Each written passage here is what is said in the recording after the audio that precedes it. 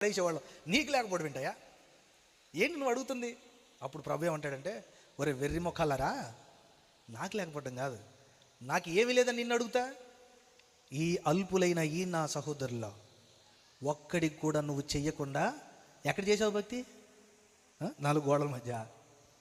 నీ వ్యక్తిగత జీవితంలో ఒకరిని ఒకరు ప్రేమించుకోవడం కోసం నా జీవితం అంతా శ్రమపడి చనిపోయేటప్పుడు నా రక్తాన్ని చెమటగా రూపంలో బయటికి తెచ్చేట్టుగా ఏడ్చి ఏడ్చి ఏడ్చి, తండ్రి వీళ్ళందరూ ఒకరిని ఒకరు ప్రేమించుకోవాలి, ఒకరిని ఒకరు ప్రేమించుకోవాలి, ఆ ప్రేమించుకోవడానికి నేను ప్రాణం పెడుతున్నానని చెప్పాడే.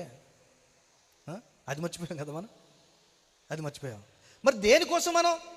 నీ సంఘంలో ఉన్న దైవజనుని గౌరవించవు, నీ పక్కన సహోదరుని ప్రేమించవు, నీ పక్కనున్న సహోదరిని ప్రేమించవు, నీకంటే బాగా కనపడినా, నీకంటే బాగా వాక్యం చెప్పినా, నీకంటే బాగా పాట పాడినా భరించలేవు. ఎక్కడెక్కడో మహాజ్ఞానం కావాలి, ఎక్కడా తెలియని గొప్ప గొప్ప విషయాలు తెలియాలి, మర్మరాలన్నీ మన దగ్గరే ఉండాలి.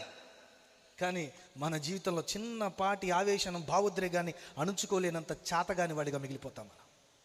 నీ పక్కనే రోజు నలిగిపోతూ బాధపడుతూ, ఫీజు కట్టలేక, తినడానికి తిండి లేక, భర్త చేతుల్లోనూ భార్య చేతుల్లోనూ మోసపోయి నలిగిపోయి చచ్చిపోదాం. ఈ బతుకు